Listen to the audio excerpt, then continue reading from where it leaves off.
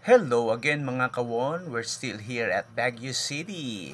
Welcome po pala sa aking part 10 ng aking travel vlog. Walang iba kundi J Queen Travel. And this afternoon, we're going to the Bell Church and the Valley of Colors. Kasi syempre, we're here at Baguio City. So mahirap naman ma-miss out po natin ang ganitong destination po dito even though hindi na kailangan itong puntahan.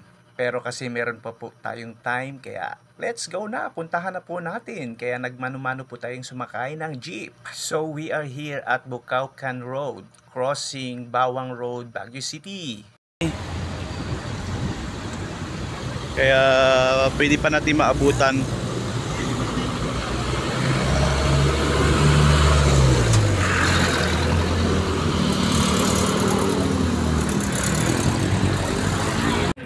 Tawid tayo. Yeah. Nga pala mga kawon, dito po tayo mag-aabang ng jeep papuntang Bell Church at Valley of Colors. Ito rin ay patungong La Trinidad, Benguet. Welcome to La Trinidad. Later mga kawon ay pupunta po ako ng Valley of Colors, pero daanan ko muna to tong Bell Church dito. It's a Chinese temple. Silayan lang po natin mga kawon kung ano po meron dito. Okay, it's a Chinese temple po. Okay. So nga meron kang makikita mga tiyangge. Ito po yung literal na meron kang nakikitang dragon. Yan. Ayan o. So, pasok po tayo.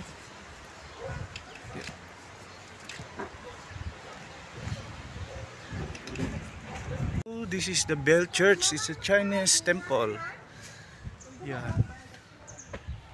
So, 20 pesos po yung entrance dito. Not bad. And let's go up and see what is inside.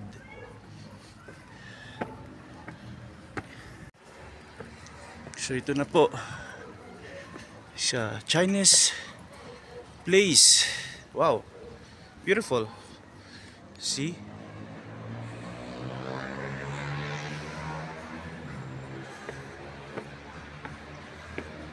Okay.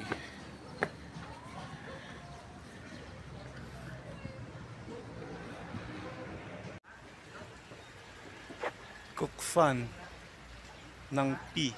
Bell Church founder. So this is temple, Chinese temple inside.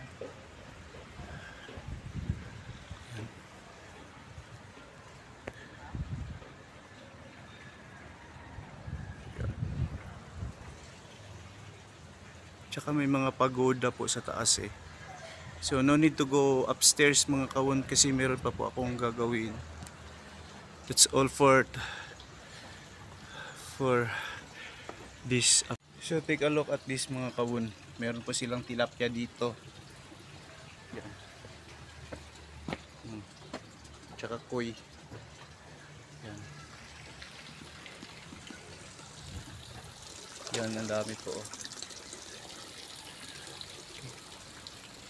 So silip muna natin.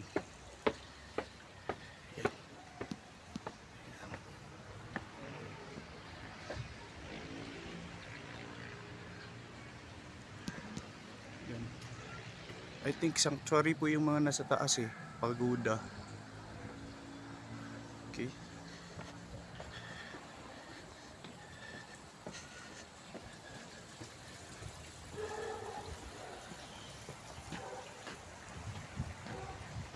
So, ayan mga kawon, nandito po tayo sa The Valley of Colors o yung tinatawag nilang Istobosa.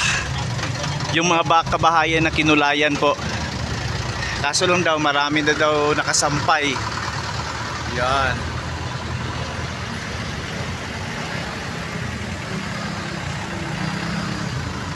Not pretty much, pero okay lang, it's good. not much pretty. Pero matraffic po dito eh. Kasi inaayos po yung mga daanan eh. Yan. So okay na. Okay na.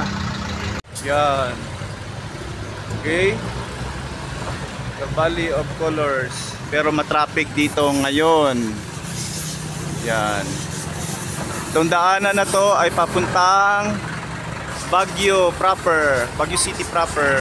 So yun na nga po mga kawon, dahil magpa 5 PM na po ay nagmamadali na po tayong sumakay ng taxi. Papunta po tayong Camp John Hay, my last destination, my last itinerary, and my last day in Baguio City. Itong daanang tinatahak po natin mga kawon ay daanan po patungong Camp John Hay. Meron po tayong nadadaan ng golf course, kaya napakaganda, napaka-peaceful.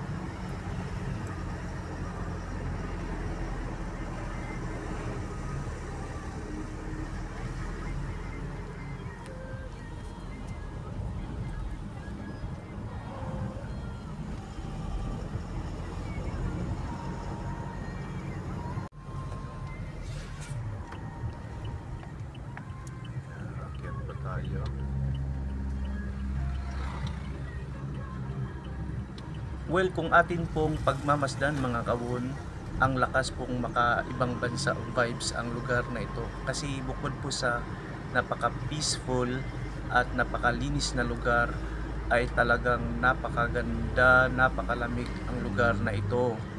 And to be honest, napakaganda po mag-spend ng one day po dito. Siyempre para mag-chill, para tumambay, para maglakad-lakad, mag-jogging, and whatsoever.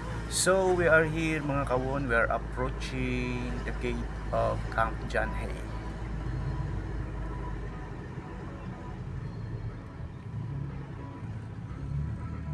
So mga kawon, nandito po tayo sa Camp John Hay. So yan po yung Cemetery of Negativism. So if you are ito rin meron din dito, the Lost Cemetery. Yan. Ito po yun.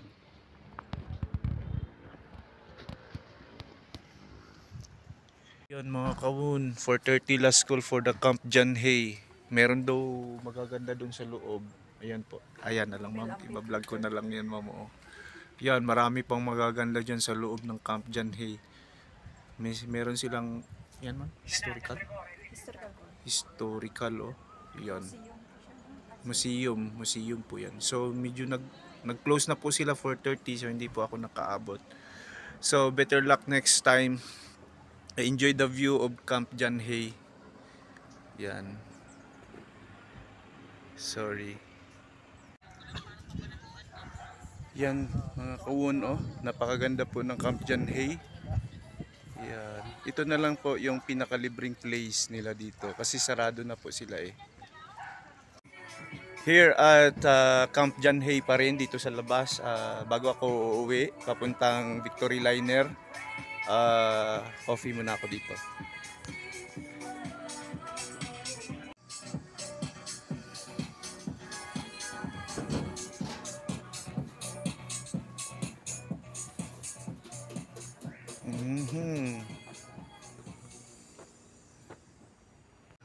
One of the most peaceful place na aking nabisita po dito sa Baguio City, ang Camp John Hay.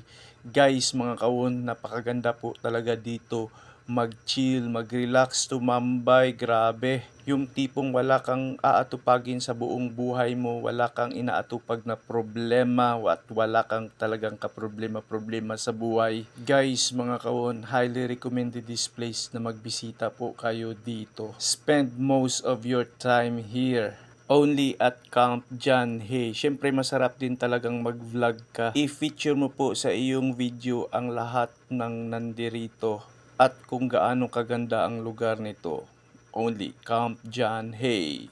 So let's have coffee at this time, mga kawon, before tayo pumunta ng Victory Liner. Kasi pauwi po tayo ng Metro Manila para doon na po tayo mag-spend ng ating vlogging and city life.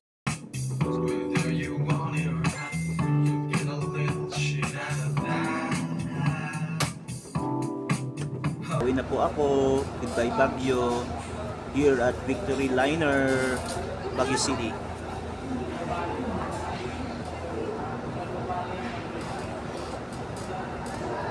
God is good all the time. All the time, God is good.